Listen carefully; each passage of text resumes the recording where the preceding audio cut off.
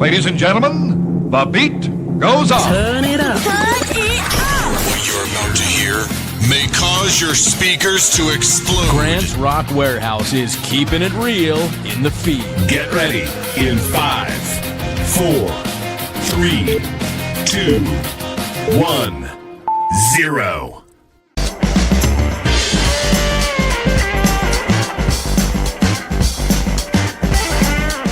Welcome to Monday and welcome to Grant's Rock Warehouse. Tonight we are live. We are doing our top 10 tracks from 1999. We've got a big panel. We're going to keep it loose. We want to hear from you in the chat. 1999. It's getting harder and harder. Let's do it. Piling on the power chords and pure pandemonium. Grant's Rock Warehouse. All right, kids, we are live and look at this panel. Look, Johnny Metal is doing some kind of... Oh, he's got his belt on. Holy crap. We better zoom in on this. My goodness. What is happening? All right. Bang. I appreciate him. Wrestling mode. He's in wrestling mode. Bang. Hold on, let me fix this shot. I'm still not totally captivated by this shot. It's me. It's DDP. All right, I guess we're good. Anyway, ladies and gentlemen, we've done this. This show is probably 2 years old, and it was like I've never done it before. Anyway, we're in 1999, and I will, from my perspective, I was looking at everybody's picks as I was putting the graphics together, and I was looking at it going, I've never heard this song. I don't know who this is. I've gotten to the point where I don't know what's happening. Because this is when my wife and I started having kids, so I was in kid mode. I could talk like Bear in a Big Blue House. I could talk about that. I could talk about SpongeBob all day, but they're not appearing in this show. Anyway, I want to welcome the panel tonight. We've got Johnny Metal. We've got BM Bolt. We've got, look, Yvonne from Norway. My God, look at him. We've got DC Toontime. We've got Eric. We've got Cretin. And we've got Uncle Meat. Anyway, tonight you're going, where in the hell is John the Music Nut? John the Music Nut is out at a concert, so he won't be here tonight. But we will carry on as we always will. Let me see who is here. Let's get the chat going. Let's see if I know anybody here. Michael is here. DC, don't let me down with your picks, bro. Don't worry, Michael. I think as far as you're concerned, you will like some of my picks. Now, as for the rest of the people tuning in, they'll probably hate them. Oh, wait a minute. We've got shit over Cretin's face. Can't have that. What the? God darn it. And I All see right, it on go Uncle small. Meat's face. That's what she said. Anyway, Taxi. anyway Christian's here. Christian's here. Maybe we won't. Late. Maybe we won't show this part. Maybe we won't do that. I can keep up with the. No, that's not going to work either. This will work. We'll do this. All right. Christian's here. We've got. Look, Prog Rock Dude's here. Now, rumor has it, kids, Prog Rock Dude was born in 1999, so he feels really close to this year. I see. So. You're younger than my son. That's all I'm going to say. Goodness gracious. Timothy's already given picks. Lenny Kravitz, Fly Away. Yep. Wolfpack's here. Andy, nice to see you. Ladies and gentlemen, I don't know what's going on with Mr. Frickin' Frackin', but this is like the third show in a row that he's been here, and I don't know what is going on with him. Just seems kind of odd.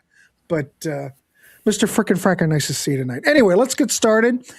So we've got 10 picks. I guess we'll go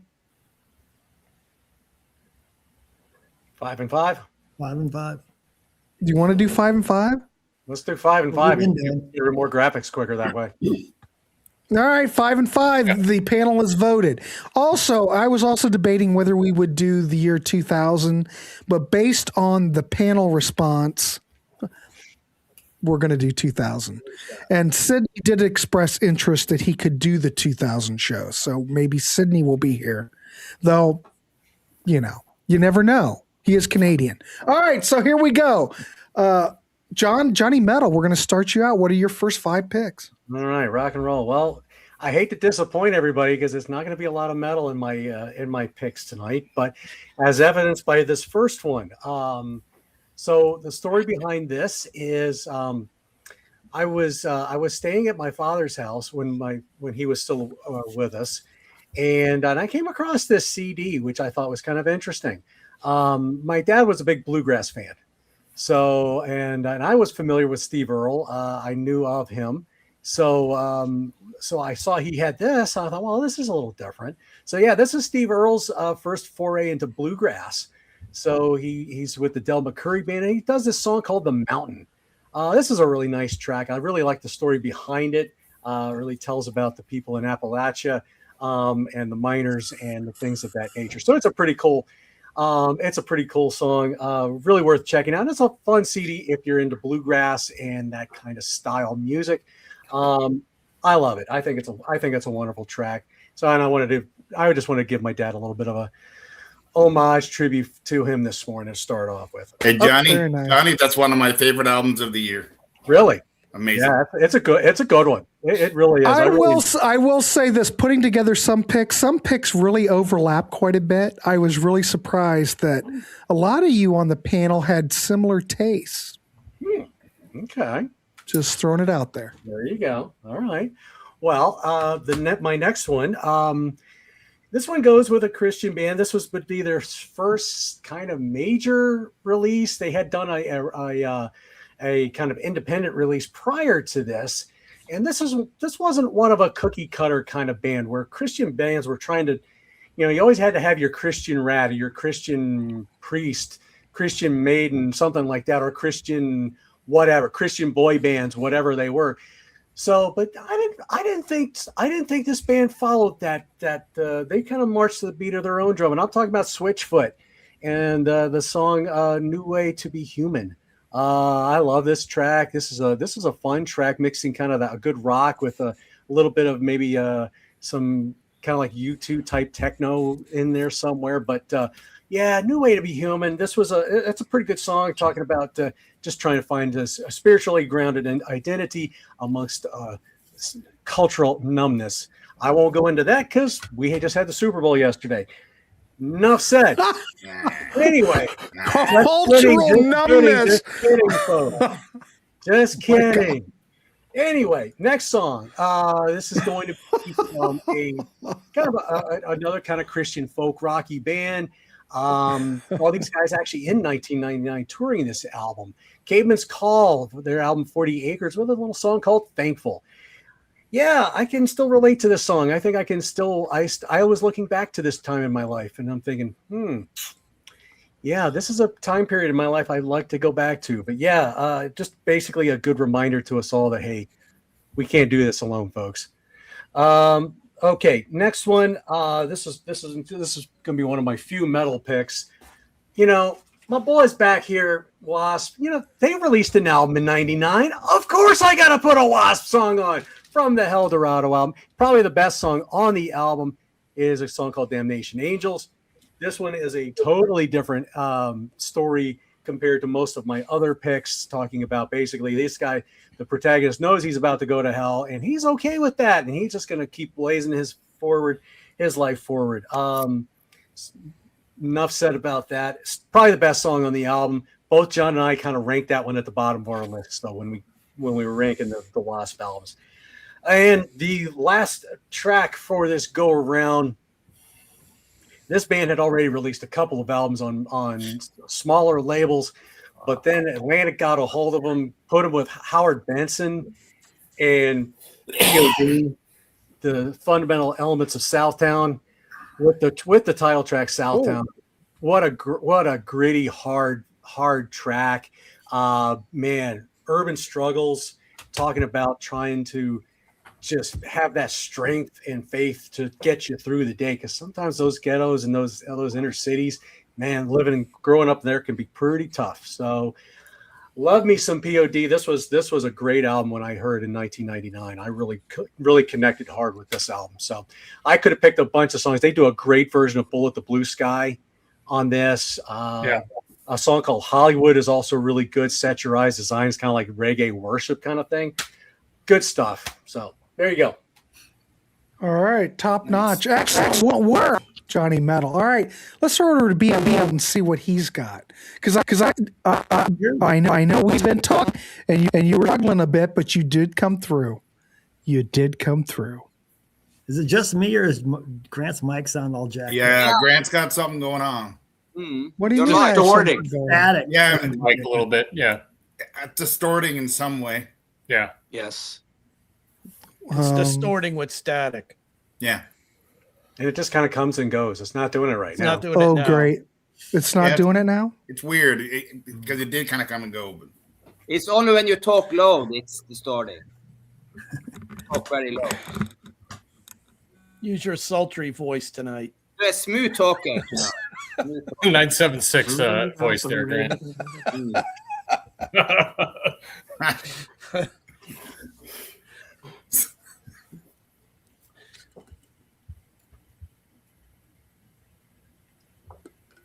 Everybody's frozen in time now.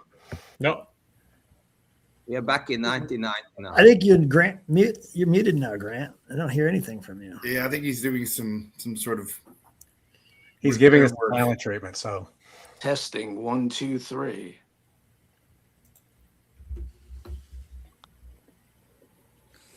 Mic check. All right, can you hear me? Yes. Yes. Yeah. But why are you coming through the speaker? Test. You're not coming through here, though. Hold on. All right, now try it. Yeah. Hold on, Yeah. baby. Hold No, on. you're coming through the speakers.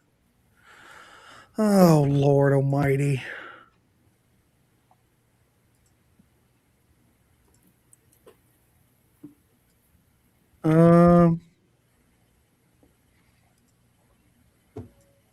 All right, test. Yeah. now you sound fine. Yeah. You guys are coming through the Mac speakers. That's okay. Oh well. That's because we're I Mac don't know if it Daddies. sounds echoey or not. I guess I'll put echo cancellation. I don't know what's going on. It's that upgrade. Wavelength. Test. Test. Going through the wrong speaker. This was the year it It was won't- of the date. All right, we're just going to keep going. Whatever. I don't know what the problem is. Fine. Swear to God. Anyway, now I forgot where the hell we were. All right, I'm next. Byron. You're over at BM. All right, Byron, just go. Yeah, I didn't know any John songs, so I think you're kind of right about this, Grant. It's a lot of songs nobody knows.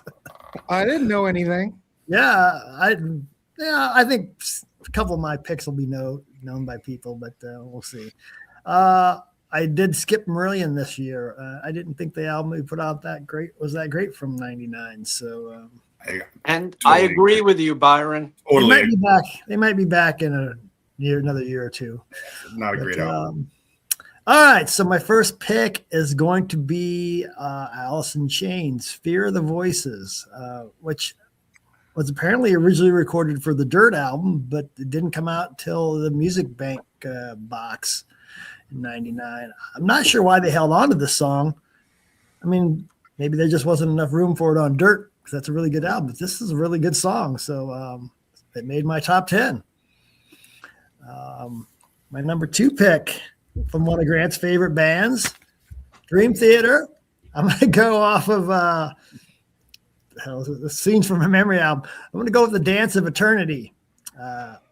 It's instrumental. It's got a lot of variety to that track. There's even like a section in the middle where it sounds like it's a piano part from like a silent movie or something. Like ragtime. Yeah, it is. Yeah. And Home is another really strong track on here. But I'm sure that album will get mentioned at least one more time tonight. Possibly. Yep. So I'm going to go back to another guy that I reference once in a while. I don't have this one, but Grant's going to have it. I do. I have it. Richie Kotzen. I'm going to go with the song "Tied to You." It's off of his blues album. The title of the album escapes me. Bipolar Blues. There you go. There's a lot of covers on this album, but this is one of his originals, and it's kind of a funky blues tune. I think it's a pretty good album for a mostly blues cover.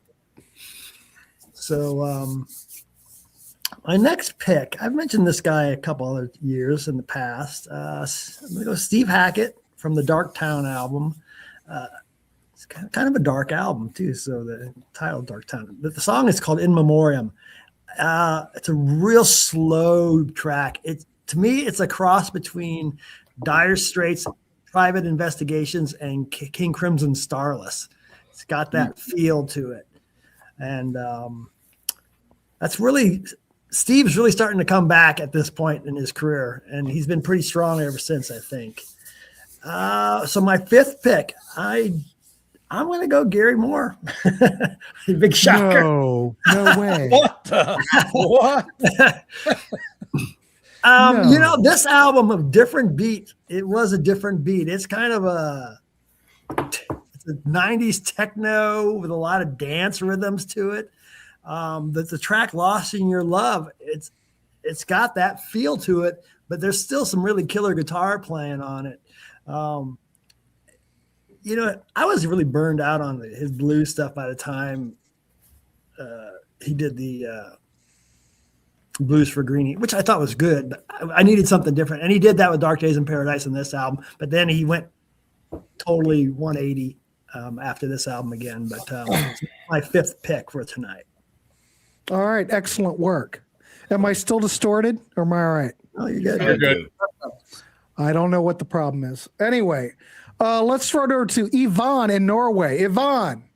Yes, I just want to mention that 1999, that was the year that Napster was released, and it nearly killed all this physical media. So we are lucky that all the physical media survive.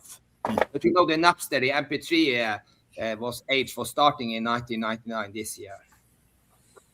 My number 10 pick is from American rock group. I think they mix rap also. It's called Butterfly, the song, and the group called Crazy Town. It was the first album from this American rock band. You have that? Yeah, there you have the cover. It's very nice. Come, my lady, come, my baby. Yes. Oh, yes. look, Creighton knows it. Yeah. It was a huge hit on the dance floor and everything, on the radio. Oh, yeah. And so, but I still like that song a little bit. So it was I put it on my list at number 10. So number nine, I have the Foo Fighters and the song "Learning to Fly," and everyone knows about Foo Fighters, of course. That's the album cover from the album, and this is the third album from the Foo Fighters, and they also got a Grammy for this album in 2001. So "Learning to Fly" is not the toughest song. It's not the hardest song I meant, but it's a nice song from Foo Fighters and David Grohl. Oh, and then we have number 8, I think. Yeah. Mm-hmm. That's going to be a ballad again. And I love Tom Waits. And Tom Waits had a ballad called "Hold On." And this album here was called "Mule Variation." And he also started a big world tour after this album in America and in Europe. And I missed that concert, but I have never seen him live. But this is a very good song, and we in Norway, we love Tom Waits. We are big Tom Waits fans, so that song is a really good song. I still like that song. It's number 8. Number 7, it's a guy from UK. It's Moby, and Moby is electronic guy. Everyone maybe knows about it. This song was also in this movie about Leonardo DiCaprio. Song also, and it was released the year after, but the album was released in 1999, and this song Porcelain is a slow song that moves around, and he's from Harlem, New York, Moby, and I still like the whole album. This Play album is a very good album, so one of my favorite albums from the 90s.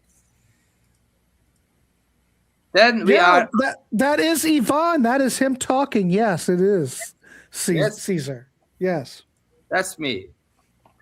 So, and then we have number 6, and we are going to have a country, folk country song. It's the group called Lone Star, and the song is Amazed. And I think that was a big radio hit in America. They're from Nashville, and this album, the album is from June this year, and the album called Lonely Grill, as you see on the screen there. But I really like. It's a slow ballad, and maybe you don't like it anymore, but I think it's a good song, and I still like country music. Not a little out of the folk country. I like. So that's my number 6. That was my. Yeah. Is someone typing a beat, or is someone drumming, or is someone using the keyboard from 1987? Byron, is that you typing on your IBM AT? That says Commodore 64, right? Is that your Commodore? Is that a Commodore 64? You didn't get the bell. Gotta get the disc out. You typing out code on C++? What's happening? Java. I'm writing some Java. Fortran. God damn. God, it was going through my headphones like I thought it was the apocalypse. I saw Johnny Metal running. Thought it was apocalypse. All right, cool. All right, well, okay. Nothing, you know what? Ultraviolet, nothing is real. You are correct. Nothing is real. I do appreciate everybody popping in tonight. I do appreciate it. We got 58 people. If we could get that up to 170 like we had a week ago, that'd be great. Can you bring some more people on? My eyeballs were about ready to pop out when there was 170 people on this channel. All right. Anyway, Byron, are you done? I mean, Yvonne? Yes, I'm done. All right. Let's DC. You're yes, up. Sir. All right. There it is. That IBM AT. Having a seizure. Oh, having a seizure. Lord. We've been having a lot of talk here about folks having trouble coming up with a top 10 as we're moving on down the line. I tell you what, I came up with 10 easy and had about 8 runners up. So, but you'll probably all hate my picks anyway. But for me, I didn't have any trouble going with 10. No Rundgren this go round. Nonetheless, I had no problem putting together 10. Gasp. Yeah. The best I could do was a group that was produced by Todd, and it's XTC from Apple Venus Volume 1 with Easter Theater. And when I think of this album, I think of epic orchestration in pop songs as the centerpiece of the most impressive songs here, or the songs I like the best. Because I could have picked I Can't Own Her or River of Orchids, but it's Easter Theater that gets the win. Another favorite group of mine that emerged in this general time period is on the list. And these bands here are all replacing my favorites from the 60s and 70s as we transition, turnover, if you will.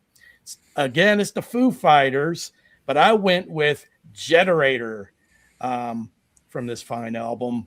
I almost picked Stacked Actors, but the use of Talk Box on Generator gives it the edge because I hadn't really heard any Talk Box since Frampton and Joe Walsh back in the 70s. But this rocks and it's catchy as hell, so we're going to go with Generator. Another more recent favorite band makes the list again this year. From the numerically titled album number 4, it's Stone Temple Pilots with Heaven and Hot Rods. Again, multiple choices could have been made from this album, but I settled on this one. It's driving, rocking, and catchy. Nice transitional chorus, just the way old DC likes them. This next choice, it's the way you like your women too, driving, rocking. And of course, yes, yeah, right. Absolutely. Another more recent. The next choice is out of left field. It's not anything that I've included on a list before and won't be found again. It's just one of those songs that I found on a CD comp that used to come with music magazines, And not even one of the major music magazines. I forget which one it was. But the song that was included on this compilation was from a group called Cousteau with the song called Last Good Day of the Year. And this is a definitive sound that was like those classic 60s Burt Bacharach, Hal David tunes. It's kind of got a walk-on-by vibe here. And did I mention I love those Bacharach David compositions? I think you just did. Yeah, and I did mention that I'm old. Well, you didn't mention that yet, but I knew usually in these shows you do eventually get there. You could tell by looking. I picked that Bacharach Costello tune from the album me and Uncle Meat did from last year. Yeah. Anyway, my last pick for this go round, something a little different. DC likes the funk, so we must have a choice here in that category. And although it's a little bit more of a light funk shuffle, I don't even think that's a category, but it's the Red Hot Chili Peppers with the Scar Tissue tune. And probably the only song on my list that got any real substantial airplay out there for this year. Interesting vocals here, and I like the title track quite a bit too, Californication. But I gave the shout out to Scar Tissue. When I hear this record, you know what I think is loud. We're talking brick wall to the max. There's no dynamic range. It's just like boom all the way up. Yep. Just turn that knob up to 11. 11. Good Lord. Anyway, excellent work, DC. I do what I can. Hey, someone made Kyle. Careful, kids. Old man DC is going to chase you off his lawn. And old man DC is still pretty fast, too. So you young stinkers better watch out. Don't forget DC plays baseball. I still do. Against other old men, though. Not against the youngsters. Ladies and gentlemen, Brian McFadden is in the audience, and he has the CD, and he says it's surprisingly bad. What the? What the? It sounds bad, but it's a pretty good album, I think. Good record. Got some fine tunes on this. It sounds bad, but there are good songs. Sydney says, I'd go with the title track off of this. I dig that record. Thank you, Sydney. Tyler, you may see this record tonight several times. So, not from me, I can tell you. Wolfpack, I hate the Peppers. I'm more of a Carolina Reaper Ghost Pepper myself. Oh, no. That's what you like. Here we go. Prog rock dude, ladies and gentlemen, who was born in this year. One of the few Chili Peppers songs I will stand by, no question. Prog rock dude, since you were born in 1999 and this track came out in 99, how do you look at this track? Does it still sound fresh to you? That's utterly fascinating to me that people have this love for music before they were even born or when they were still in diapers. Yeah. Mother's Milk. That's a good one, but you know, Prog Rock dude wasn't born yet, so I'm not sure what he thinks about that. I'm waiting. It does. Oh, wait a minute. He does weigh in. He says it does sound timeless or current. All right. Excellent. Evidently Mother's Milk is the shit. So I'll go with that. Anyway, thank you, DC. Let's roll to Eric. Eric, you ready? What are your first five? Okay. So my first pick here, this is off this guy's third album, Edwin McCain. His album Messenger. I went with the kickoff song, Wish in This World. One of the more upbeat tunes. A really good solid album from the singer-songwriter. The horn in it kind of gives the song a little bit of a personality. Catchy, short song that kind of sets the tone for the rest of the album. I could have went with what's the song? I Could Not Ask for More, which was like a big hit for him off this record. Or he's got a good acoustic version of his song I'll Be, which was on the prior album. I always liked this guy. He's a good songwriter. Had some success, but always kind of flew under the radar. You know, kind of like a Hootie and the Blowfish type of guy. But yeah, good record. Next pick, off their appropriately titled fourth record, number 4, Stone Temple Pilots. I'm going with yet another kickoff track, Down. A heavy metal riff driven tune with a good sing-along chorus helped start off what I think was their last great and one of their best albums. I like these guys from the start with their mix of grunge, alt rock, little psychedelic rock in there. Always a solid band. So, yeah. All right, next pick. A little obscure here. This is the opening track, another opening track off of their, I think, only release. Going with the band Loudmouth and the song Fly. So this song was actually featured in the movie Varsity Blues. It's a good rocker from an alternate rock band, meets metal, post-grunge type of band. Quick story. 2 of the members of this band, John Sullivan and Bob Fedderson, were from Oak Lawn, Illinois, not too far from where I grew up.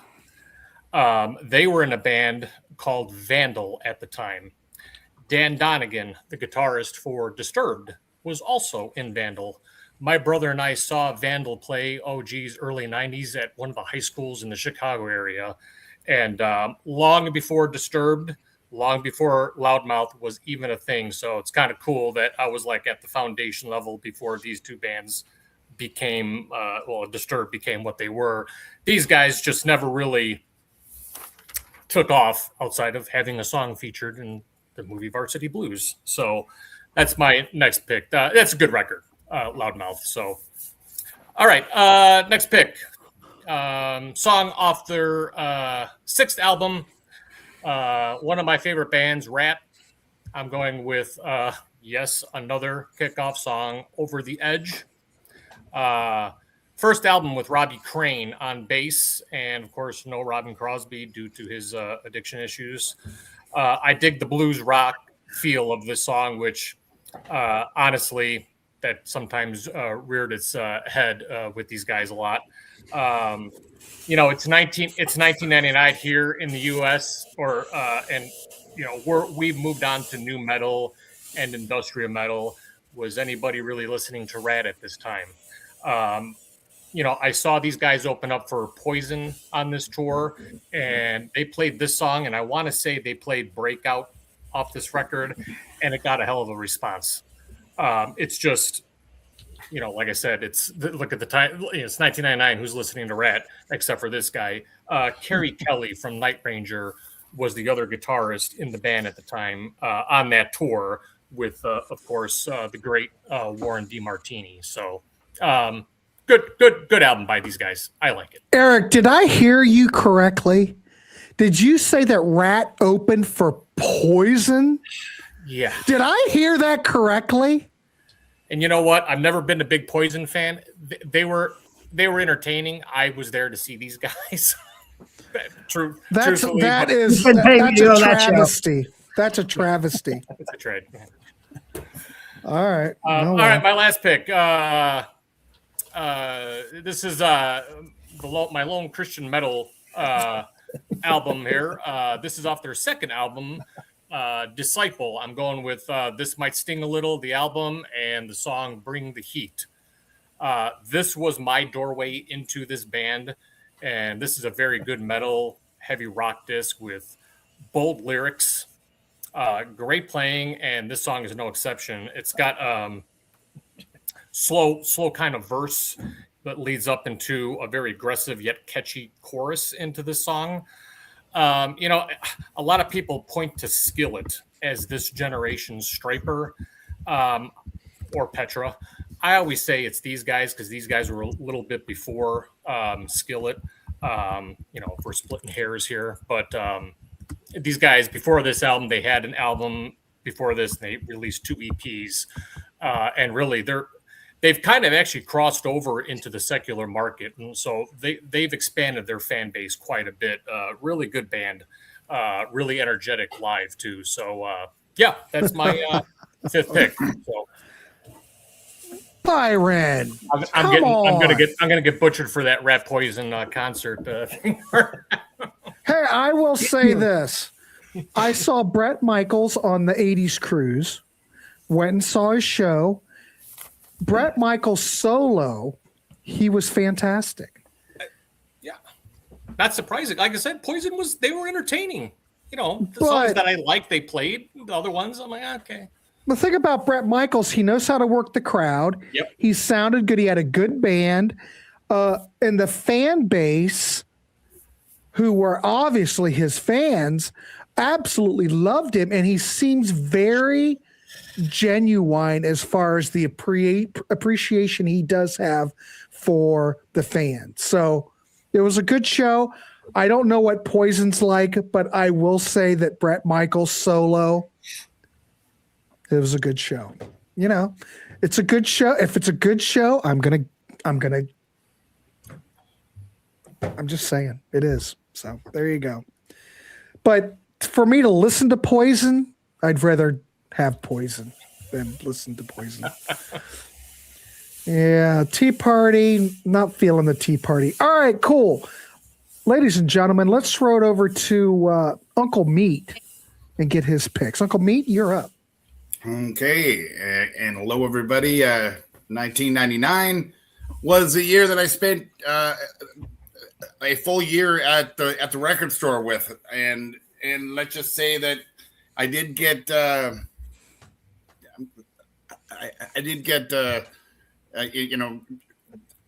shown some stuff that I wouldn't normally be hearing. So there's some interesting picks in mine. Number 10 is from a band called the Helicopters. From an album called Grande Rock. And the song is The Devil Stole the Beat from the Lord. Great song, great album. The album is just a complete killer from beginning to end. There's a song on there called Paul Stanley, which is it is the most Kiss-sounding song you've ever heard. How you doing, people? So it's definitely great. So I highly recommend that album for some fans of rock. Number 9. This album has been mentioned, but a very different song, though. It's from Mr. Tom Waits and from Mule Variations. And What's He Building in There? And it's a very odd little song. Some people may not even call it a song. It's more like a spoken word, a poetry thing. But it's always kind of stuck with me. It's creepy and fun. So, yeah, What's He Building in There was my number 9. Number 8. This was another one that was at the record store that I got, I got shown this, and it was the Chemical Brothers. And an album called Surrender, and the song called Let Forever Be. And I've always loved the song. I've went back and tried to get into more Chemical Brothers, but it's not necessarily really my thing. But there are some smatterings, and this is one of the smatterings. That's Let Forever Be by the Chemical Brothers. All right, cool. Okay, number 7 comes from another odd source. This is from the Spy Who Shagged Me soundtrack, where it is Miss Madonna with a song called Beautiful Stranger. And I've always loved this song. There's a hippie vibe to that song. There's a psychedelic vibe to the song. It's very catchy. It's very melodic. I love it. And by the way, I kind of had to choose between that and I'll Never Fall in Love Again by Burt Bacharach and Elvis Costello that's on the same album. So I just wanted to add that in there. Boom! But Uncle Meat, come on, bring it. Come on! But a lot of people are going to be like, "Well, you're certainly going to lose your medal card over picking Madonna." But it's a great song, and it is. Let's wake up. I'm surprised no one made a comment in the chat about that, Meat. No one mentioned. It's probably coming. Yeah, because Meat, I can get away with a Burt Bacharach pick. Now, Uncle Meat, man, you're playing with fire. Well, stay tuned because there's more fire coming. Okay. Johnny Mello had bluegrass. So Well, there you go. And that's true. Hey, besides "Live to Tell," is that her best song on a soundtrack? That's very interesting. You know what? I do like Live to Tell. Live to I Tell will is admit. fantastic. Yeah, And that never gets any airplay. It never gets any mention. That's a great song, too. It's a great track. I don't know who wrote it. Probably Diane Warren, but it's a good song. Probably. Madonna's got a handful of really great tracks, despite the fact I despise her. Yeah. She's so self-absorbed. She Yeah. can touch her lower intestine with her nose. Wow. Wait a minute. Did you just say she can touch her intestines with her nose? She's got her nose so far up her backside she can touch her lower intestine with And she her probably nose. has. I don't doubt it. If you got that sex no. book, it's probably on page 27 or 28 or something in there. Well, I might have to get that book. I'd like to see that. I think she Okay. can smell. I did, and I will quickly say my number 6. Criminy. Please move on. Just to move on. Well, please move on. Yeah, I said just to move on. Anyway, number 6 is from a band that I think has about 79 albums. They have so many albums, it's not funny. It's a band called Guided by Voices, and it's a song called Teenage FBI.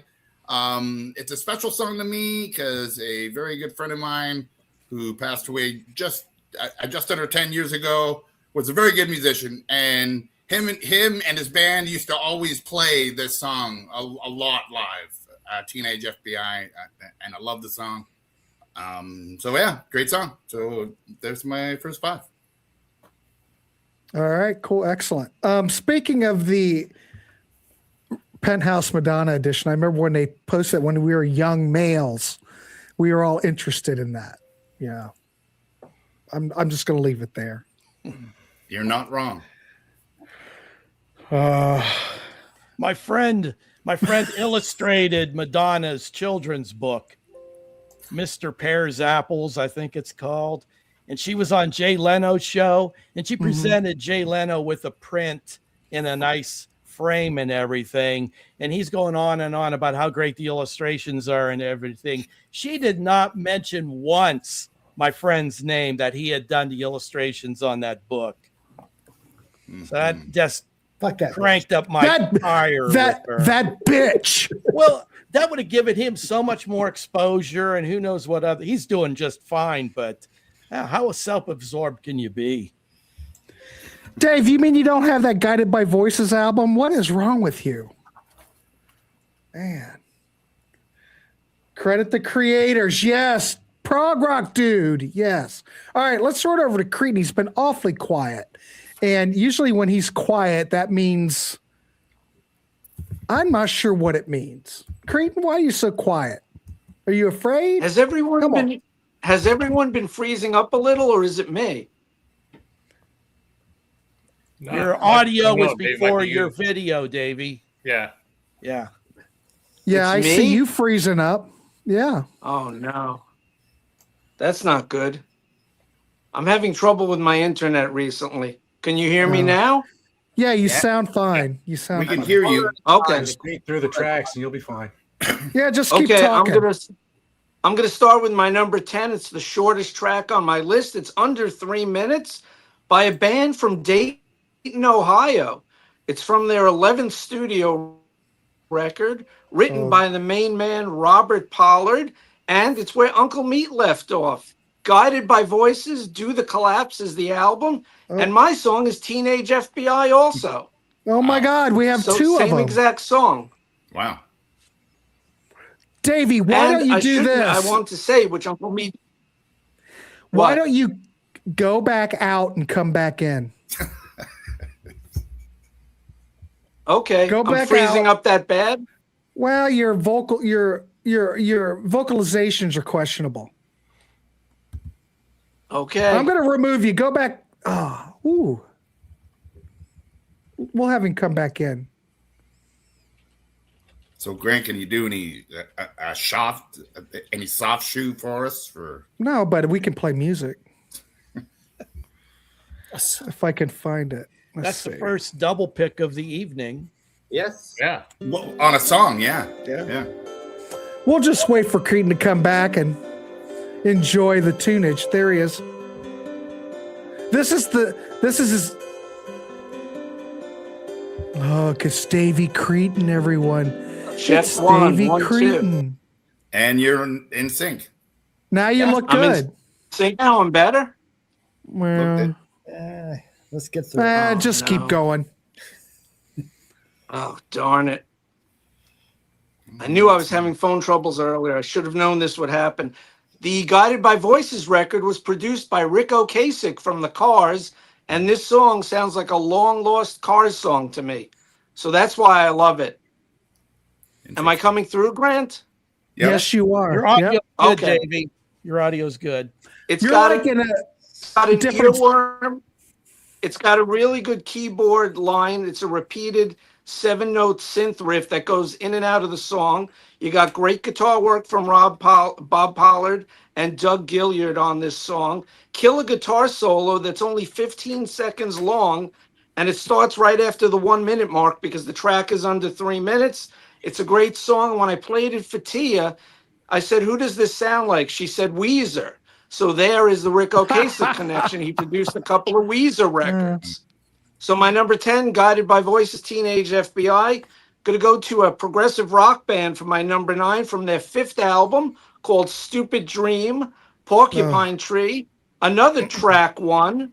And this song is called Even Less, written by Steven Wilson. And the great thing about Porcupine Tree, excellent graphic. Great job, Grant. Thank you. You're welcome. They have a few different album covers for this one. That's the reissue album cover, but still a cool cover. Wow. So in this band, you got Steven Wilson on vocals and guitars, Richard Barbieri from the band Japan on keyboards. Great keyboard player. He always plays what's perfect for the song. He's very understated. Colin Edwin on bass and Chris Maitland on drums, who rocks on this song. And I did see these guys. I never saw Guided by Voices live, but I did see Porcupine Tree live in 2010 or 2009, 2010 for a different album tour.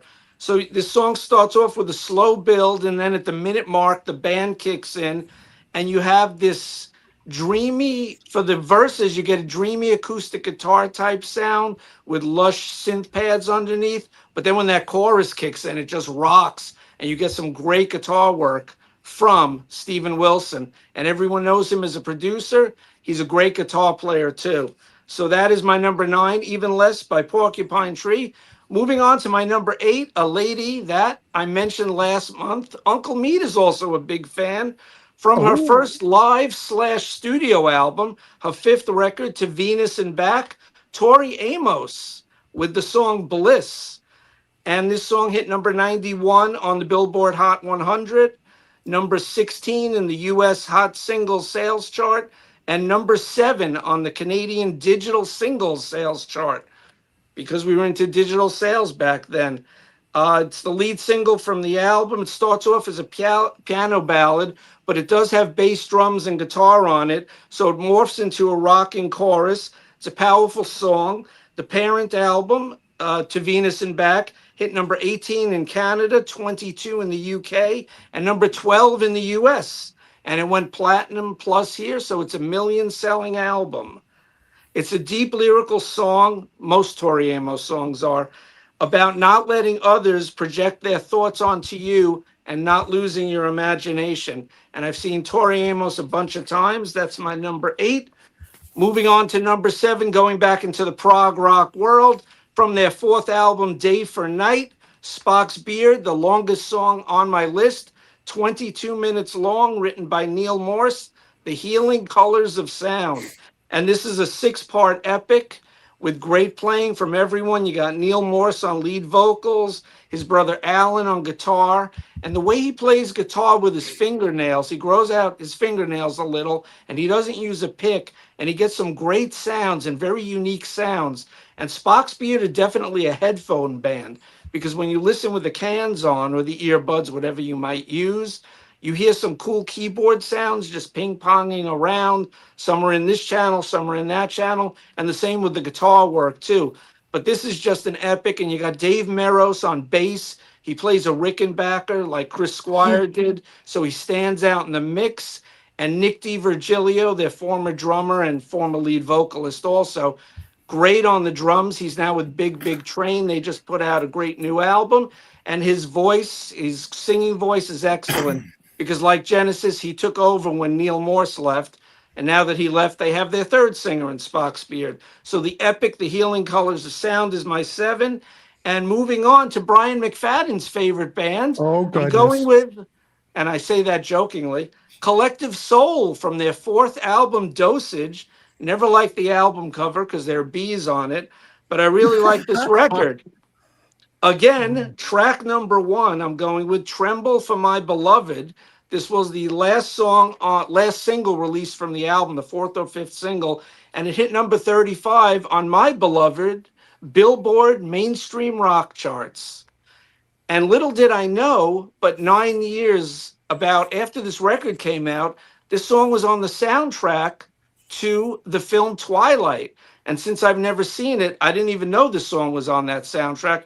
But I remember in the record store, that CD selling a lot. That was a big soundtrack because the movie was huge. So 9 years later, the song had a second life and brought a whole new fan base in, younger people, to see Collective Soul. Unfortunately, I've never seen them, but I think this is a really good album.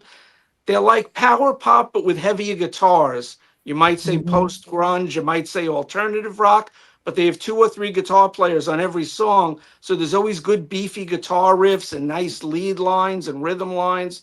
So I recommend Collective Soul, even though they're not Brian's favorite band. So that is my number 6. Yeah, good band. Would you say they're power pop adjacent? Creepy? Yes, power pop adjacent, but with heavier guitars, but not correct. hard rock. Yeah, that's what we would say here. All right, excellent work.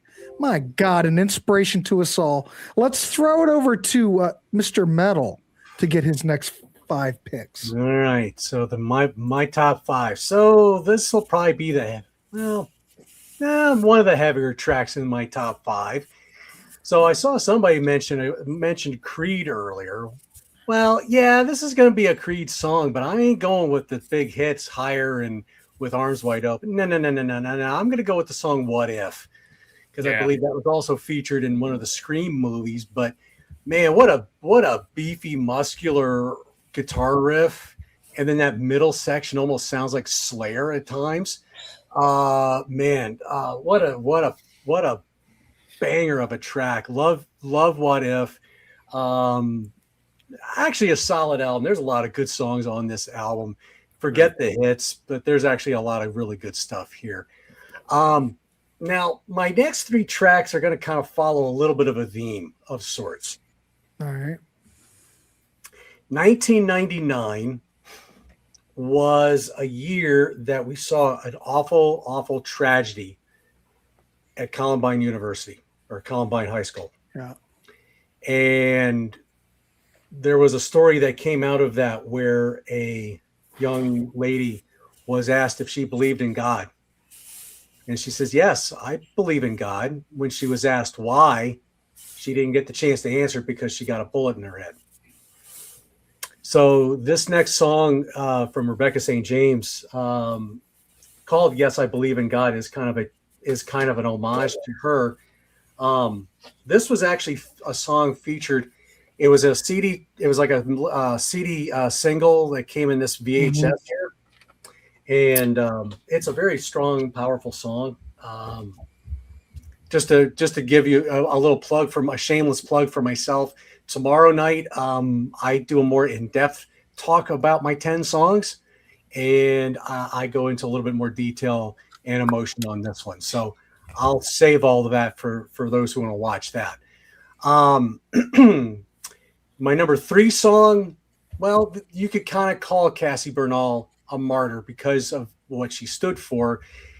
And this next song, basically called Martyrs, doesn't really have anything to do with Columbine, but it is from, I always gotta talk about my boys from Mortification. From the Hammer of God album, this is a song called Martyrs.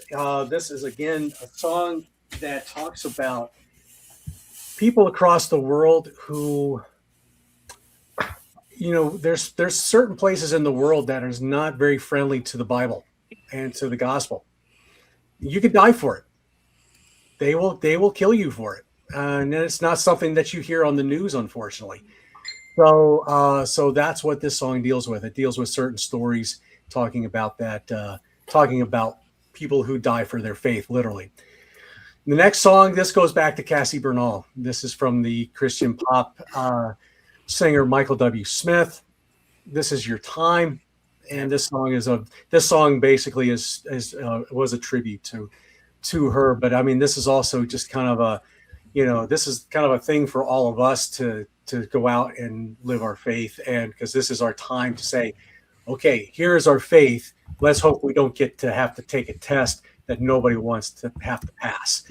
This is what they say, Cassie did. Wonderful track, co-written with Wes King. Just a triumphant song, ending off with bagpipes. Beautiful, beautiful song. Now my last one. Okay, this is the one where I get really emotional on my top 10 video, on my own top 10 video. This comes from a compilation album called Streams. These are songs that are loosely inspired by the Streams in the Desert daily devotional that came out in the 20s and 30s. And this has some pretty eclectic songs on there. You have a Celtic singer named Maury Brennan, and she does Peter Gabriel's Don't Give Up. Now, who's doing Kate Bush's vocal? Michael McDonald, of all people. So there you go.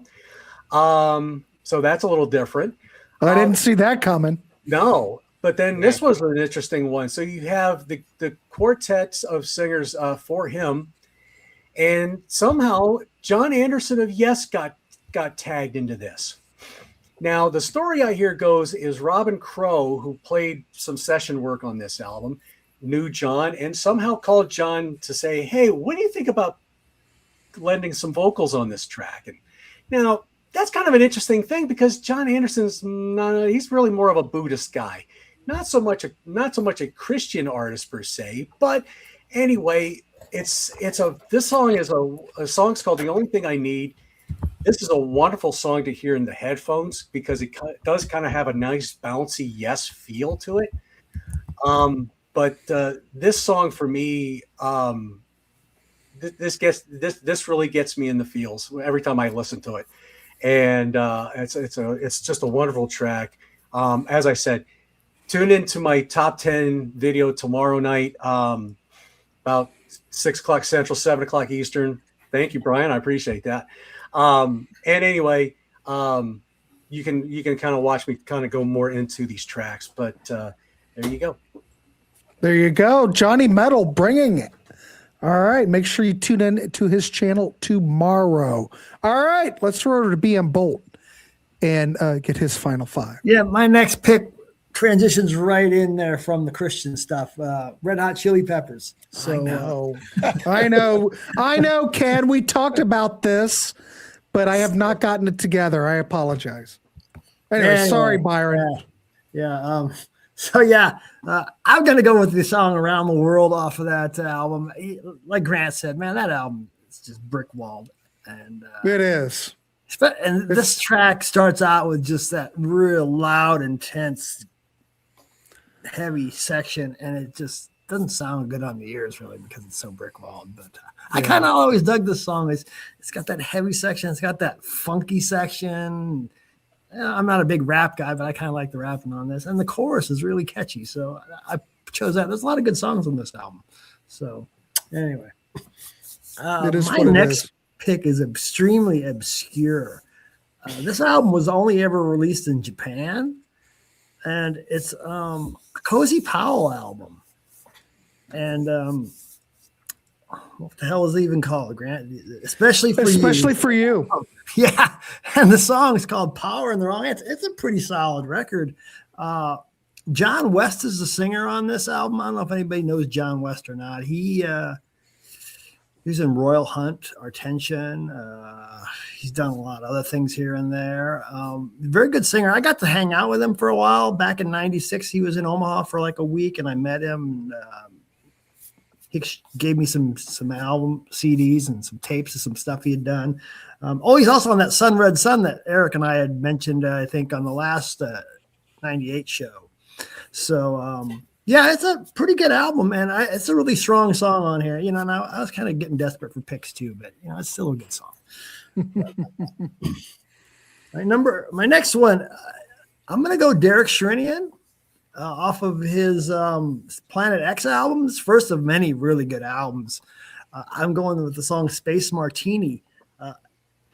To me, it sounds like Jeff Beck's Space Boogie, but on steroids. It's got that real fast drum beat going on the whole time, but it's got Derek's over-the-top keyboards. You got Virgil Donati on drums on this album, Tony Franklin on bass, and Brett Garsett on guitars. So some great musicians. I'll probably, you know, if we keep this going, I might be picking more Derek Sherinians in the future. But okay, the next one. See how we go. I mentioned these guys in 98. I picked them twice. But they put out an album in 99, so it's going to be Liquid Tension Experiment. And I'm going with Acid Rain this time. It's the first track on here. I'll be honest, this song isn't as good as the two songs I picked off the debut album, but it's still a very strong song. It's got some great playing on here. Like, you know, you just have to expect there's going to be some great musicianship in this band. And for my last pick, I'm going to go off of this album, Stevens Flamenco A Go-Go. I'm going with the title track. It's the lead-off track. It's flamenco with a really good dance beat to it. Steve can play some mean Spanish guitar too. So if you've not heard that track, you should check it out. Really good stuff. I've heard him talk about him doing this type of music, but I have never heard it. It sounds intriguing to me. You got to hear that track. Definitely check it out. All right. There you go. That's what this show's about, ladies and gentlemen. We are talking music here, and everybody comes in from a different perspective and different genres. And all it is in the Warehouse, whatever genre it is, we're just trying to turn you on to stuff. Maybe you want to reach out and check some of this stuff out. That's all we're here for. So Stevie Stevens, Flamenco A Go-Go. I'll have to, God, when I saw that you picked that, I'm going, oh my God, it was, what was it, like 5? I think it was on, I think he was talking about it on that metal show years ago or something. God, yeah, probably. I don't know, but I haven't thought about it since. All right, good. Excellent choices. Let's turn it over to Yvonne. Yvonne, what's your final 5? Yes, the first number 5, we are gonna have music from in a movie, and it's Save Me, Amy Man, and this movie is called Mongolia, and that was the best movie in 1999. It's still a very, very good movie, directed by Paul Thomas Anderson, and the movie is based on songs by Amy Mann. And she has a lot of songs in the movie, and Tom Cruise in the movie, and it's a mosaic movie, a lot about lot of people, stories that they are going in each other, and it's a very good movie. I love, and the song is quiet, very nice ballad, and I really like this song. So that's what's my number 5. Number 4 pick is of course Beck. Beck made the album Midnight Vulture in 1999, and this is the first song called Sex Laws. And Beck is also coming out with a new album this Friday on vinyl and CD. And it's a mini album. It's called Everybody's Gotta Learn Something. And it's a lot of cover songs from Elvis and a lot of other songs. But it's a really good album. You can stream it already. So I really like Beck. I have seen him live only once, but if he comes around, I will take and pay some tickets and see him once more. That was my number 4 pick. Mm-hmm. Yeah.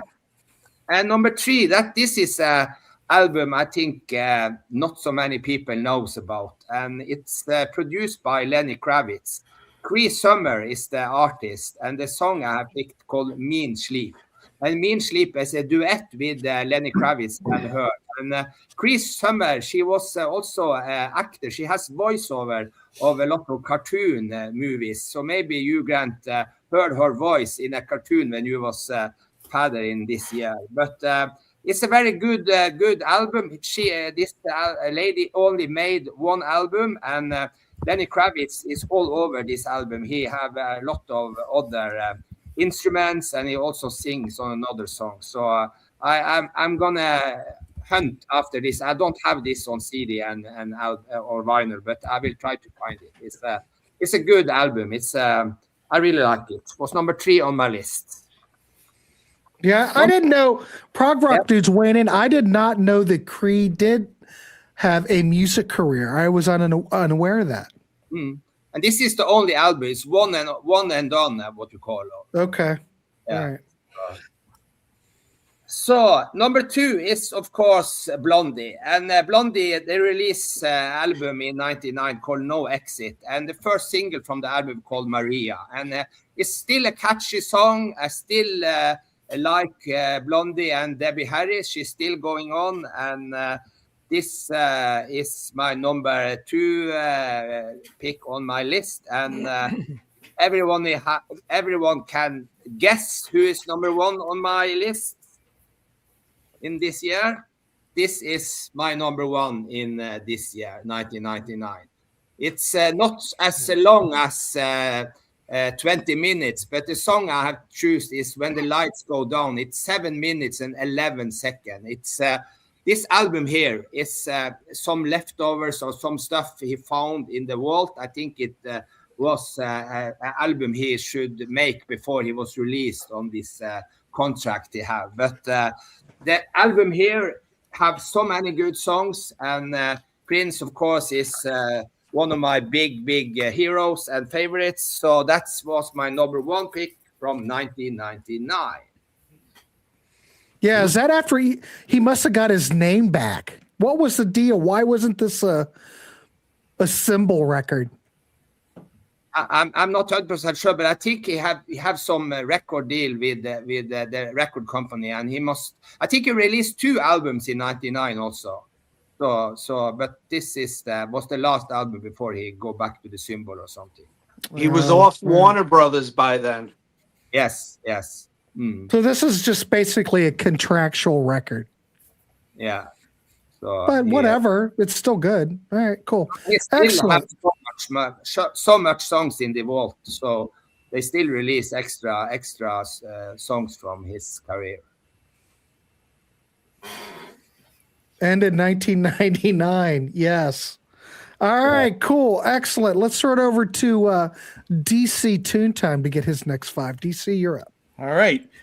Female vocalist shows up on my list, and she will show up again at least one more time.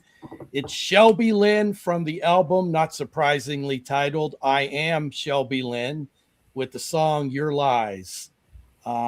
This is another throwback tune that sounds like it was crafted in the early 1960s. The lead guitar on this song is the only giveaway in the production as well, that this was recorded latter part of the 20th century. I buy the emotion of this song. It's a torch song, but with some sassy spice thrown in. Like if you had a little problem with Miss Shelby Lynn, you turned your back, you might get hit in the head with a vase. But there's big orchestration on this, and she's got a fantastic voice, and she's quite pretty too. So about this time in my life in 1999, a label emerged called Not Lame that specialized in power pop music. And they put albums and also called the planet for albums in that genre and offered them for sale. And it was a real treasure trove of musical goodies to be found in those catalogs. So my next 4 picks are going to be from that melodic rock category. Like that Cousteau pick, here's another song that I got on one of those comp CDs that came with a magazine. And this is Grant Hart with a song called Think It Over. And it's from an album called Good News for Modern Man, which is pretty good. But this is the standout track on this album. To me, it sounds like you've got some Rundgren like goodness mixed with just a tinge of the Byrds. Next pick here is beloved 60s and 70s rocker's son makes my list. And he creates more in a pop rock vein, but he is a very fine songwriter and vocalist. It's Tal Bachman, son of Randy, with Romanticide. And I could have picked the hit She's So High, which is also very good, but I decided to give some love to this equally deserving track. It's a very good album as well. Isn't She So High? Wait a minute. She's So High. Isn't that was that a cover or did they cover this? Someone did. Was that a Blur song or something? She's So High. There's a song from the Mark Tanner band that's She's So High, but that didn't get any kind of. Oh my God. Now I got to look it up. That's a Tal Bachman song. Yeah, I believe he wrote everything on this. Yeah, but there's someone who. Oh my God. Someone's bogarting in on that title. Blur. Blur did a song called She's So High. Okay. It's a different song. Well, damn it. I'm looking the damn thing up. There's probably a bunch of songs. It was written by, it's a different song. It was written by Blur and what's his name from, the Blur guy. Damon Albarn. Album. Yeah. Album. Yeah, I can't see his name. I'm blind. All right. Well, I'll carry on here. And this is my next track is from a band that's appeared on a previous list.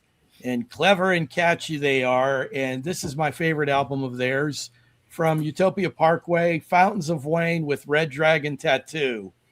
Again, these cats are clever, funny, and the songs are catchy. And if you like this tune, you'll love this whole album. And rest in peace, Adam Schlesinger, who is a very fine power pop-ish songwriter. DC, I just want to weigh in. There are no bad Fountains of Wayne albums. Not really. This is my favorite of all of them. Yeah. They're really astounding home run rate with those cats. All right. And speaking of Adam Schlesinger, there is a connection to him in my final selection. Adam wrote the hit tune to that movie, That Thing You Do, but it was sung by my next pick. The guy's name is Mike Viola.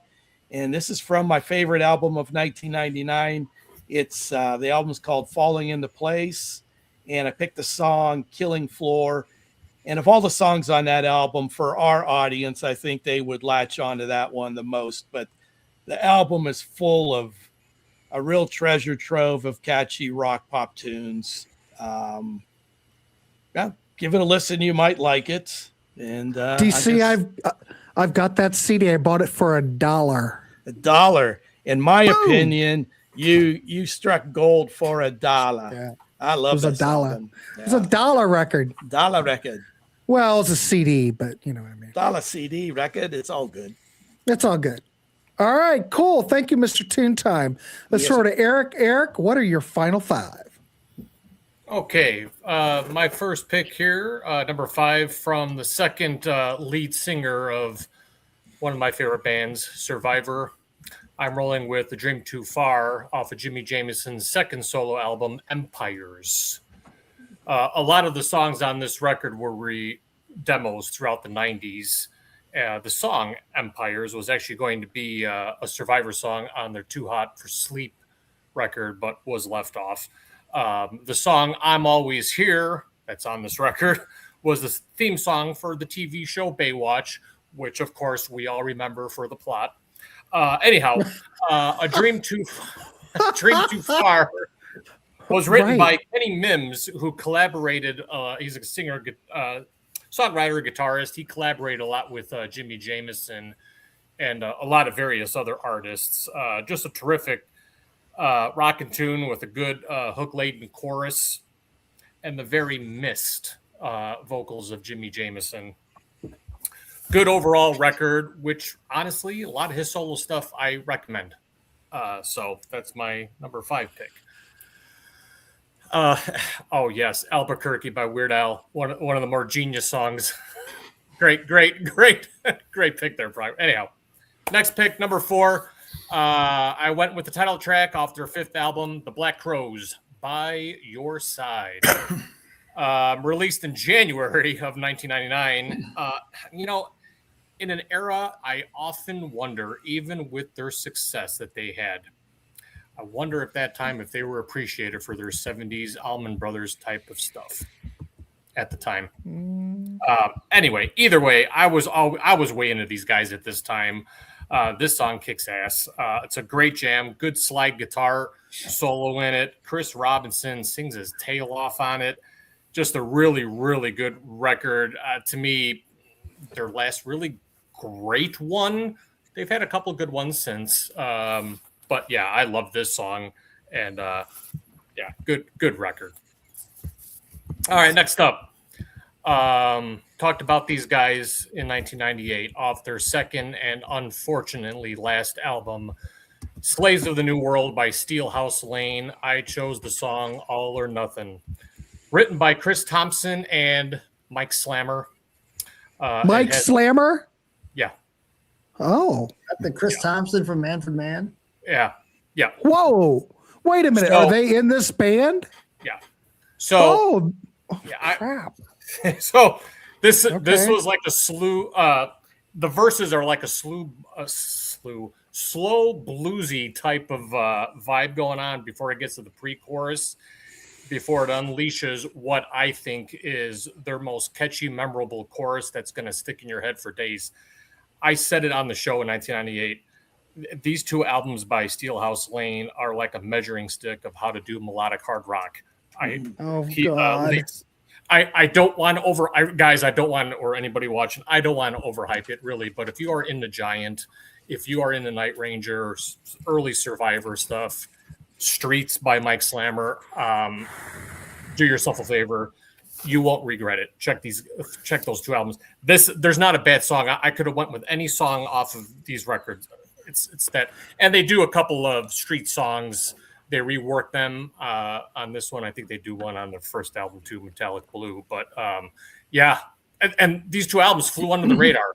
I had them on CDs, borrowed them to a friend, never saw them again. Put them on my iPod back in the day, and I've been listening to them recently. I'm like, son of a gun, this is just great shit. But anyhow, according to my research, Steelhouse Lane Slaves of the New World it never got a domestic release.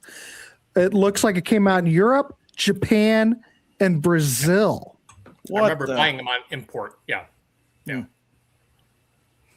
unfortunately. All right, my second number 2 pick. Yeah, go ahead. Grant's favorite band. This is off their 5th record. Oh God, here we go. Jesus. Metropolis Part 2, Scenes from Memory. It was mentioned earlier. This song, I went with Fatal Tragedy, written by bass player John Young. This was a concept album and really the sequel to their song Metropolis Part 1 off the Images and Words record. Story of murder, betrayal, and love that many Dream Theater fans, including myself, consider this their best record, top to bottom. I think the whole arrangement of this song on Fatal Tragedy, from its piano beginning to the searing guitar solo by John Petrucci, the hooky chorus, great bass playing at the end of the song by John Young. Oh, just awesome. Portnoy and the boys were at the top of their game here, and if this is the album, it's like what is good Dream Theater? I usually point to this record. That's my question. Yeah. Start with this one or Images and Words. Maybe Davey or me can throw in their suggestion, but this has always been my favorite. So yeah. All right, last up. Go ahead.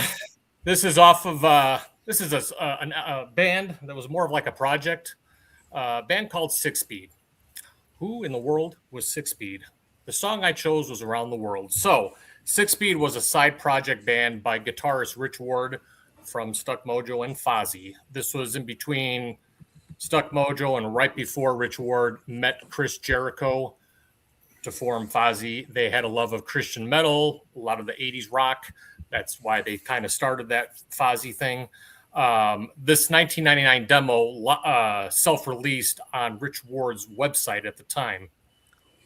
They played around the Atlanta area and around the world, showcases what these guys were. Kind of straight ahead rock, little alternative, pop metal, really good, memorable stuff. I remember seeing these guys. They actually opened for Fozzy when I saw them. Oh, geez, 2001, 2002. I really love this band. And obviously due to Fozzy's growth and a couple more Mojo albums, this was kind of put on the back burner. Here's a couple other demos off the website. If you want a collection of their songs, this was released in 2002. It's a lot of the stuff that's on it. DC and Grant, you would love Rich Ward's solo record called The Duke. Great album title called My Kung Fu Is Good. A lot of the 6-speed songs were kind of reworked on this album. It was produced by Rick Beato. Rick Beato? Yes, that Rick Beato. This is like a perfect example of like one of those one and done shows that I could talk about. Who is that? Who? What's his name again? Rich Ward. They call Rich Ward. Zach Wild from Ozzy and Black Label. He's the one that gave Rich Ward the nickname the Duke of Metal. So that's why it's called the Duke. And okay, I'm marking it down. Yeah, it's great. It's great. Very pop 70s, a lot of piano. It's really good stuff. You mentioned 6 feet Steelhouse Lane before, and I forgot to look it up, but I will look it up. Steelhouse Lane and 6 feet and Scenes from a Memory. There's your guys' homework. There's your homework. Hold on. 2000 show. Houston, we have a problem because I found Rich Ward and then this album popped up and I got to share it with the class because I don't think this is the same record. Now, this isn't the same record, is it? No. That's what came up. It comes with the album either, but it'll be under. I'm not sure if her pants don't fit or maybe she needs to air out. I'm not sure. I swear to God, that's what popped up. I swear to God. I don't want to hear about airing out, but her pants don't fit. That's what I'm going with. Yeah. Look up. I don't know. I just saw the it. album title. I just saw it. That's all. I just saw it.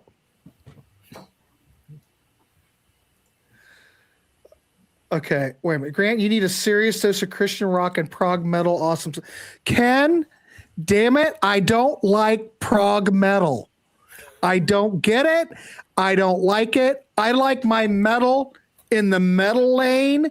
I like my prog in the prog lane. I don't like them together. It just makes me want to go vomit. I don't get it. I just don't get it. It tastes great together. No, it doesn't. It just seems wrong. It seems wrong. It just seems wrong. Anyway, was that it? That's it. Yeah. Eric, wait a minute. Let's throw this up one more time. I'm just making sure everything's okay. Yeah, I guess that's okay. All right, let's throw it over to Uncle Meat, ladies and gentlemen. Okay, well, got 5 left, and they're all completely different. So we'll start off with, back in '99, there was a not as unknown artist who went by one name, and the name was Beyonce. But she was in a band back then, and before she met Jay-Z and all that. And yeah, because of the record store, I got exposed to stuff that I would normally love, and I still love the song from Destiny's Child, their second album, The Writing's on the Wall. It's a song called Bills, Bills, Bills. And there's just a vibe and a beat thing going on to it that I still love now. I played it recently for a couple people and got shit on, and I don't care. I love it. Attaboy. Just the way it is. Attaboy. That's my credo. Who is Destiny's Child on the picture? Is it in the front? Yeah. Yeah. Ladies and gentlemen, I just want to weigh in on tonight's picks. Never on any YouTube shows has anyone mentioned Dream Theater and Destiny's Child within several sentences of each other. It's never happened. You only get fair. that on the Warehouse. Yeah. You only get fair. that on the Warehouse. I don't know where else you could get something like that, but I'm just sitting here. Okay. Now, Wolfpack, wait a minute. Let me talk about Wolfpack real quick. I like peanut butter. Oh, peanut butter and chocolate. Yeah, I like the Reese's cup. I think that's a quality product. I don't like prog and metal together. That's my only issue. Anyway, go ahead, Uncle Meat. Okay, my number 4. This album has already been mentioned, and at the old record store, we always had to play at least one thing that was on the chart, and I played this one every time almost. It was the Black Crowes, the album By Your Side, and it was always the first song, Go Faster, and I love it, and I still love it today. It's a great album. The Black Crowes really don't have any horrible album. Like pretty much every album that they do is at least good. It's just the way it is. So, but By Your Side is a great album, and I highly recommend people to check it out. You know what? I want to say, Meat, before we go on, I know this has been a popular choice tonight. You can readily find this on CD for $1. And damn it, when I see it the next time, boom, I'm going to pick it up. Do it. Yeah, I'm going to do it. Good idea. Okay, my number 3.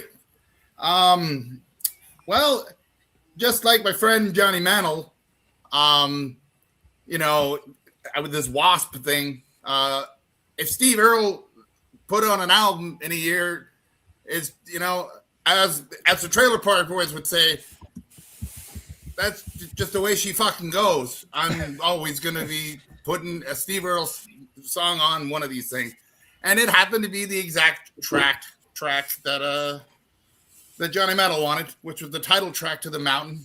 Steve Earle with the Del McCreary Band, his foray into bluegrass. I really, really loved the album. There's not much more I can say. Steve Earle is an artist of integrity, and I believe that everyone would love him if they could handle his slight country tinge, but he's not as country as what he used to be. He's more of a folk singer now, and has been for a long time. But anyway, Steve Earle, The Mountain. Oh, shit. Hold on. I was typing. God darn it. There it is. Yeah. All right. Sorry about that. Same one as Johnny Mantle. Yeah. All right. Number 2. Well, again, for different stuff that you get exposed to. And nowadays, everybody want to talk, like they got something to say, but nothing comes out. When they move their lips, just a bunch of gibberish from motherfuckers acting. They forgot about Dre. So, yeah, that is the song for me. I fell in love with Dr. Dre, The Chronic. That's the wrong one. That's his first album. This is The Chronic. The Chronic 2001 is what it's called. Oh, I have no idea. Well, you know now. Talking to. I love Dr. Dre, The Chronic 2001 album. Come on. Come on, man. I know people don't talk about Dr. Dre, and it's not like I'm this huge hip hop fan, but there are certain things I like, and when I like it a lot, and I love Dr. Dre, The Chronic. There you go, number 2. Now, number 1, Grant, get ready to fucking vomit. I haven't vomited yet. Well, you might now, because my number 1 is most definitely Dream Theater. From now, like Mr. Bolt said, Home is another great album, and that's the one I'm picking. And like Eric said, Dream Theater, Scenes from a Memory, by far my favorite Dream Theater album. It's just the way it is. It's a perfect album. Back when Classic Rock Magazine did their top 50 prog albums of all time, they had number 2 as Moving Pictures by Rush. But number 1 was Dream Theater Scenes from a Memory, which a lot of people got kind of up in arms about, that they would actually pick a number 1. But I agree, it's a great fucking album. It's just an amazing album. Why is it an amazing album? Why? Well, first of all, it's all a great story. What are they doing that is so fantastic? They're irritating you, which makes it good. Well, there is that. There's definitely that. Maybe Some people don't like smart guy music. That's what a lot of people call Dream Theater. The smart guy. Oh, you got to do your homework. You got to pay attention. Well, yeah, and a Dream Theater gets. What's different between that and just regular prog then, or jazz?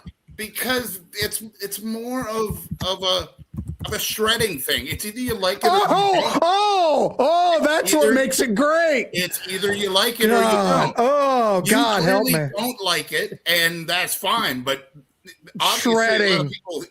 A lot of people here in the panel do, and for good reason, because it's the style of music and played exceptionally and better than a lot of people play. So that's the way it goes. It's like throwing Yngwie Malmsteen into Gentle Giant.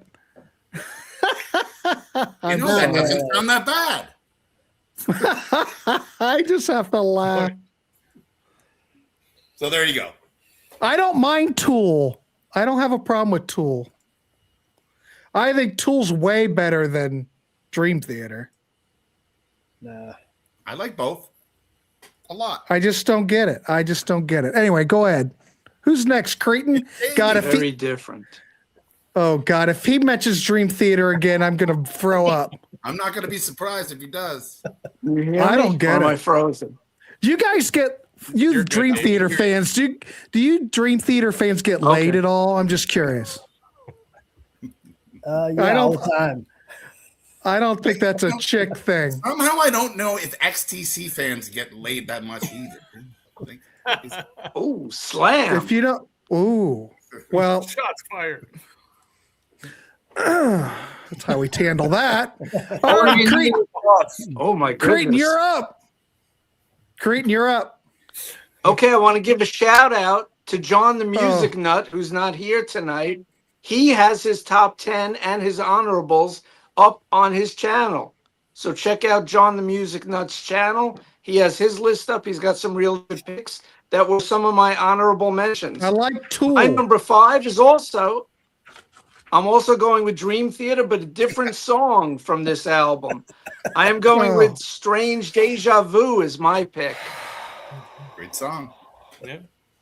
Is that like 4 or 5 different picks off this album? Or what? God, how many? Why don't we just look? Dream Theater wins the night. Creighton was down below looking. He was looking at the screen going, what happened?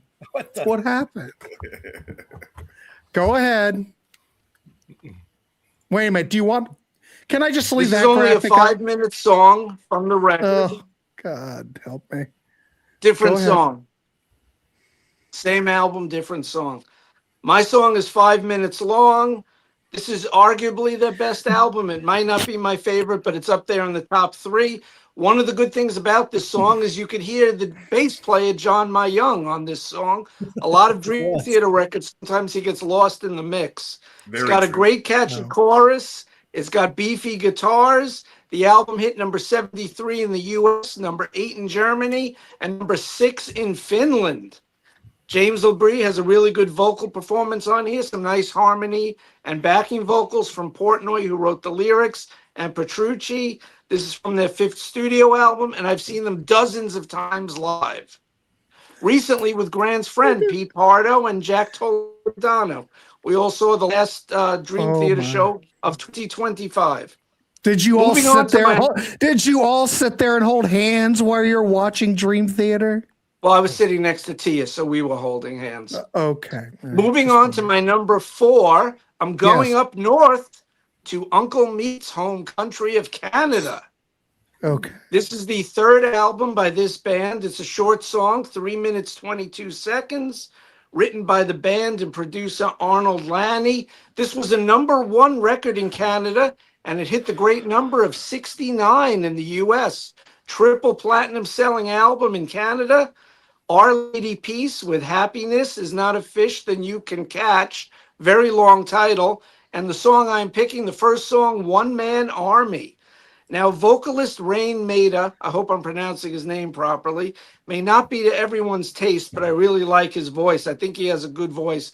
Mike Turner has some great guitar riffs throughout this song, and bassist Duncan Coutts, if I'm pronouncing it right, has some sterling contrapuntal bass lines. And drummer Jeremy Taggart Grant, he's on Geddy Lee's solo record that we did a one and done on the Warehouse on. He plays on one track, Jeremy Taggart. So you know if Very Geddy nice. Lee got him, he's a really good drummer. He pummels his kid on this song. He's a great drummer. This is a smoking opening salvo to the excellent third album, and the song is about man's struggle for individuality. Unfortunately, I've never seen them live, but I love their first 4 or 5 records. My number 3 choice, I'm mentioning a band that I mentioned on last month's show, a prog band from England called Mostly Autumn. Their second album, The Spirit of Autumn Past. Got the right graphic, yes. I'm going with the song Evergreen, an 8-minute song written. Nope. Go ahead. But you got it right this time. Oh, The song is written by guitarist and band leader and vocalist Brian Josh, and their now former lead singer Heather Findlay. I saw them live once on a rare American tour date. Might be their only American tour date. They opened up for Nectar in Manhattan, and I was at that show, and I was the only one going crazy when Mostly Autumn were on. You get Heather Findlay's captivating, haunted lead vocals. You got Brian Josh's guitar pyrotechnics. As I said last month, he's in the David Gilmour lane of guitar players, but he goes a little faster at times, but he's a huge David Gilmour fan. And Andy Latimer from Camel, I almost forgot to mention.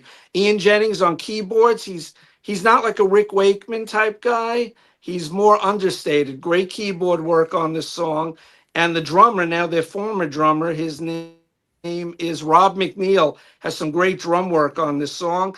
And if the combination of Pink Floyd with male-female vocals, Fairport Convention, and sort of a Gaelic Celtic take on music, if that's your fancy, check out Mostly Autumn. They're a great band. If Jeff is in the chat, he knows them and he loves them. That's my number 3. Number 2, I'm going to a record that was already mentioned, but I'm going to a different song. From New Jersey, written by Chris Collingwood and the late Adam Schlesinger. Number 163 in Australia, number 115 in the UK, and on the Billboard Heat Seeker chart, number 23. Wayne, track you. Hair Over 3 Minutes. I saw them open up for Squeeze one time at Westbury Music Fair. And this song and this album mean a lot to me. I don't know if it's my favorite Fountains of Wayne album. It's up there, definitely. The first album is great, too. But as a child, I lived right by Utopia Parkway, and I grew up right by Utopia Parkway in Queens, New York. 5-mile stretch of road. I've known some great women over the years, Parkway. I've shopped there. And the lyrics of this song, it seems like Adam and Chris wrote the song for me. They talk about a guy growing his hair long. They talk about, what else in the song? I wrote it down. Playing in a cover band. I was in a Ramones tribute band. So, and just shopping on Utopia Parkway. They mentioned some of the stores there. So it's about suburban ennui, I guess you could say, the whole album. Sort of a thematic album about growing up in the suburbs. Great song, Fountains of Wayne. Great band. Check them out. They're a lot more than Stacy's Mom. First 2 albums are amazing. This is their second album. Moving on to my number 1. What's wrong with Stacy's Mom? I have a graphic for it if Grant doesn't have it. Here I'm it going is right back here. to the world of progressive rock. Here's the graphic, kids.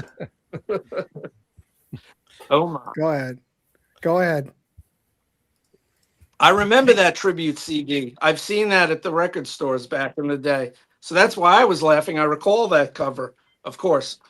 I'm going to a band from Baltimore, Maryland that I saw live at Nearfest. The band, they take their name from Lord of the Rings. There it is, Iluvatar. The record, A Story 2 Days Wide. Have a graphic I used on Scott Lade's The Prog Corner show. I'm going with the last song, the near 16-minute Indian Rain. You got amazing keyboards from Jim Rezick on this album, great guitars from Dennis Mullen. It's a little in the Marillion Rush vein. If you like that kind of prog, it's really good. This is their third of four records. You get another epic prog song with changing moods, time signatures. Each member of the band shine. Mullen, great guitar work and solo the song, and keyboardist Rezick, the reason that I love this band. He's the main songwriter, and he writes great compositions in the prog realm. And the ending Heroes theme section elevates this song top of my list, just the way it lifts towards the end of the song, and then it has sort of a mellow coda. Great prog song. If you haven't heard of them, Aluvitar with Indian Rain, my number one. Nice. Woo! I hope it came through. It did. Yeah. Grant, I don't hear anyone now. Oh. Okay, well, good. Okay. Grant, you need to play that Spin the Bottle album. What the hell? You think I should? Maybe. I don't know.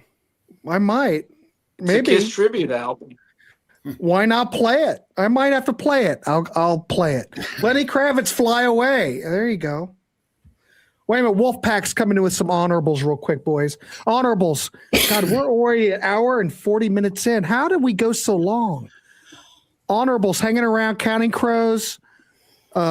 She said, yeah, Paul McCartney. All the small things, Blink 182. All Star by Smash Mouth. All right, cool. Yvonne, Nice Prince, Rubber Duck. Yeah, that's Is that a Prince? Paddle Like 1999. It's a Rubber Duck guy. Yeah. Where in the heck did you Make get him that? big. He's big. They collect it. It's very popular. I bought it in Manchester, UK, 2 weeks ago. So it's a collecting thing. It's a Prince, my man. All right, cool. All right, boys. I guess we've done it. My God, no one got hurt. And we're gonna go do 2000, aren't we? If you guys all vote. I think we already know the vote. All right, 2000. And no Dream Theater in 2000. Dream Theater for the win. Ken, you are all worked up on Dream Theater. You better don't slip. Don't leave a mess. Oh, Ash is throwing one out that I completely forgot about. What? And, What? Jerry Halliwell, Look at Me. It's a dance tune from Oh God. one of the Spice Girls. This is why I can't do this era. That is funny. This stuff totally left me. It totally left me. So I just want to do a shout Wayne, out come on. for a Mike Ladano's channel. This Friday, I'm going to be on there doing a part of the Iron Maiden series, doing a special on A Matter of Life and Death is on this Friday. And a week after that, I will be on Gravestagger Rock again with Tim Derling and Mr. Ladano and a special guest list from John the Music Nut doing the top 10 songs of Queensryche. Oh, so nice. Yeah. Did you ever see Queensryche live? I'm just curious, Meat. Yes, I have. What year? Oh, that would have been. I have. Boy. Oh, I was like 99, I think. Yeah. The Q2K album. Yeah. Yeah, it was in that era. I saw him in '86 in the front row. Oh, that's they opened awesome. for Ozzy at the Newport. I was I saw supposed to them in see, the 80s. I was supposed to see Jeff Tate this past Thursday, but I had a sinus infection that just killed me. And I'm like, no, I transferred my ticket to somebody else and missed the show. Shit. Heard it was a great show. I will say this: Queensryche was fantastic. Back They then, were when it was ruled by fantastic. DeGarmo and not Tate. Yeah, they were fantastic. In the It was 80s especially. it was Yeah. fantastic. They were really tight, man. Really tight. Vocals sounded good. The mix was good. Great. I drummer. was so glad to see him in '86. absolutely fantastic. Check out the albums with Todd LaTorre singing for them. Very good. Yeah. Yeah.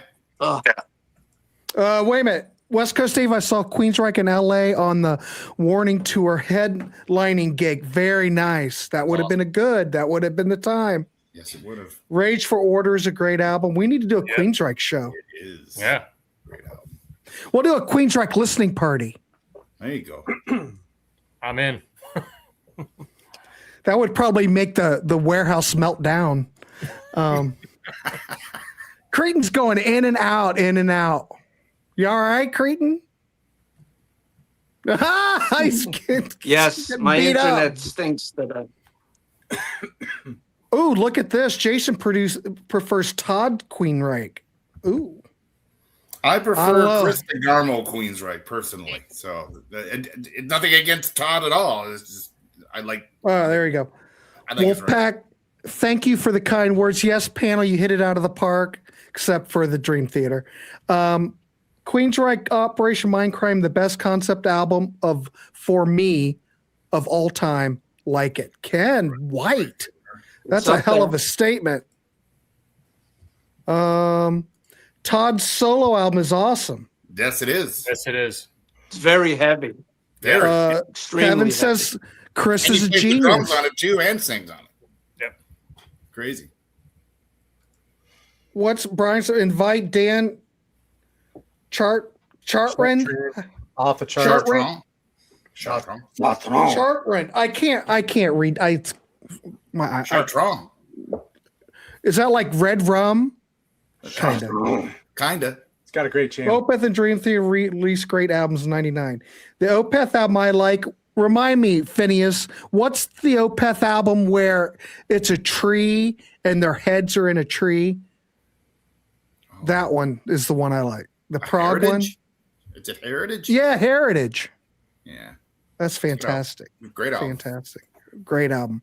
All right, kids. So let's did I, wrap this. Lee. Heritage. Yeah. That's the one. I think that record's fantastic. There he goes. In and out. You back again, Cretan? All right. Well, let's wrap this dog up. People have things to do. We've already went an hour and 46 minutes. We have broken. What is happening with Yvonne? This is the best movie. Almost famous. Best movie from 2000. Oh, Great soundtrack too. Yeah. Great 6-song Stillwater. Yep.